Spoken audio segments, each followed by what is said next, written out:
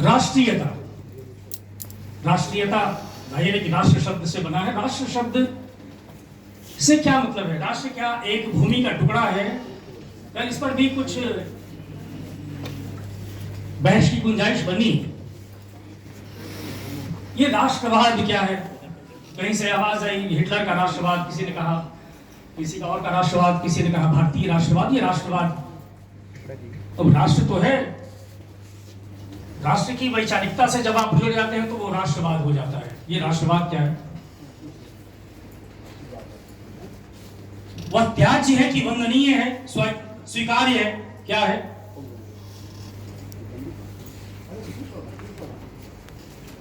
राष्ट्रवाद ये देशभक्ति, देश और राष्ट्र में अंतर है। पहले तो ये अंतर करना चाहिए हमें। राष्ट्र और राष्ट्रवाद, महात्मा गांधी ने और उनके भी पहले रविन्द्रनाथ टैगोर ने जिस राष्ट्रवाद की बात कही, राष्ट्रवाद पर रविन्द्रनाथ टैगोर का पूरा एक लेख है। चूंकि वो विश्व मानव की बात करते हैं रविन्द्रनाथ टैगोर, और महात्मा गांधी भी उनके प्रभाव में कहे, या महात्मा गांधी ने भी उस राष्ट्रवाद की बात की जो राष्ट्र की सीमाओं की संकीर्णता से बना हुआ नहीं है, बल्कि वो अंतरराष्ट्रवाद की बात करता है।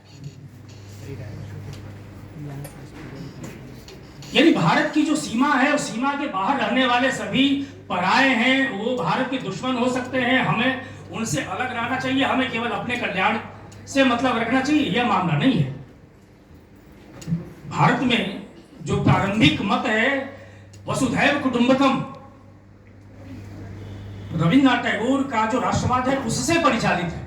महात्मा गांधी का राष्ट्रवाद उससे परिचालित है। वो देश की जो राजनीतिक भौगोलिक सीमा है उसके परे उसका अतिक्रमण करती है।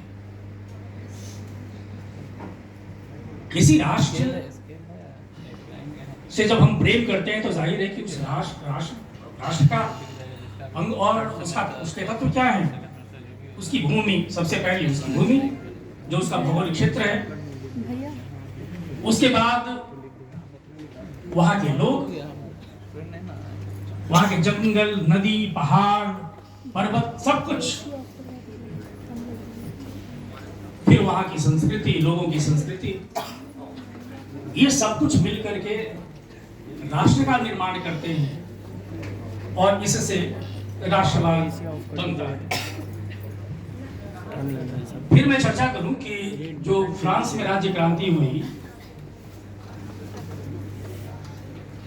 3 बातों को उसका आधार बनाया गया।